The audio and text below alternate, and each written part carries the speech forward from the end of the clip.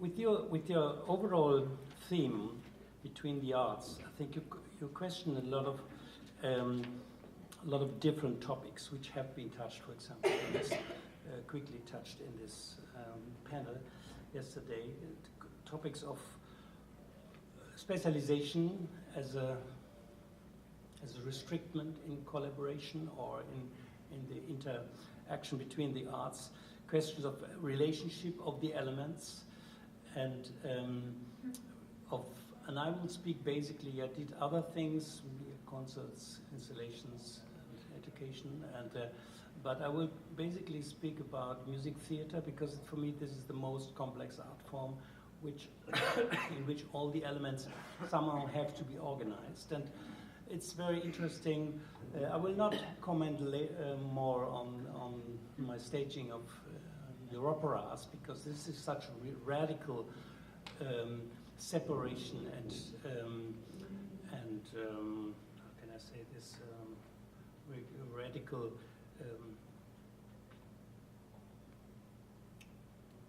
let's call it, first of all, separation in the good sense, also, as you can find the word, the separation of elements in the Brecht's theater theory. In John Cage's Your Operas, where all the elements which are, since hundreds of years, are connected, are really just for themselves, or organized by chance operation. Costume has nothing to do with the singers. The arias have nothing to do with what the instrumentalists do. Stage design is independent, the light is independent, everything has its own force. And this is some of the themes I would like to speak about, because this is exactly in the focus of your topic. But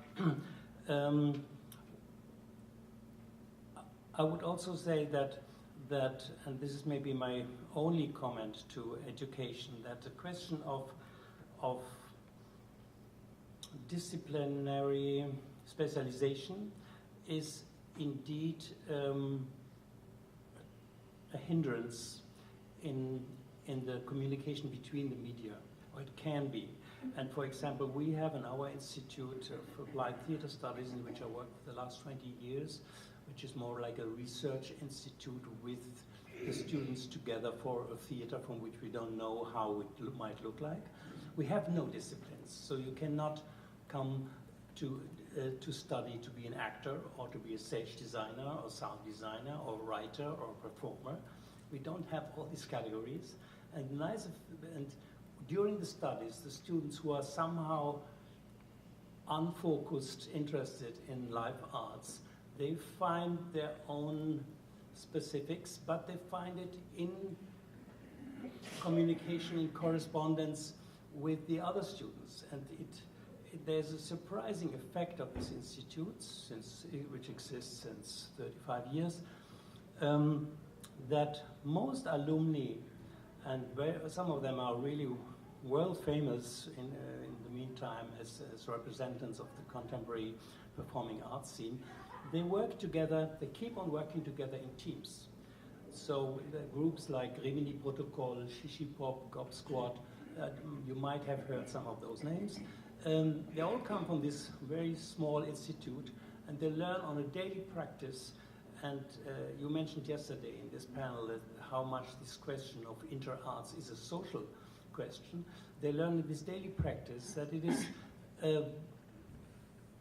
so enriching to develop a piece not from your own vision of which you have of how a piece should look like, but rather in the very complex and communicative process of developing a piece from many sides at the same time.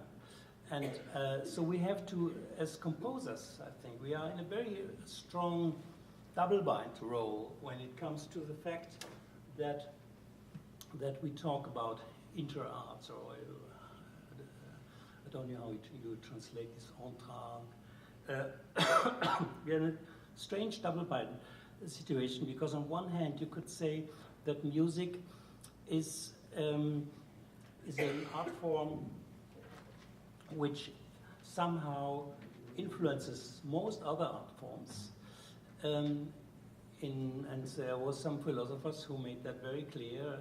for example, Michel Serres, French philosopher Michel Serres, who once said that, I would like to quote him, said that music comes from all the muses and cannot be held as a one art. It is a summation of all the arts. Without music, not one of them can achieve its goals. Music watches over them all. It's a condition of their existence. It falls back into notes, the music itself, into fall the calculus without itself, when it doesn't have music. Without it, poetry is at best pedestrian, architecture a pile of stones, sculpture inert matter, and prose mere noise.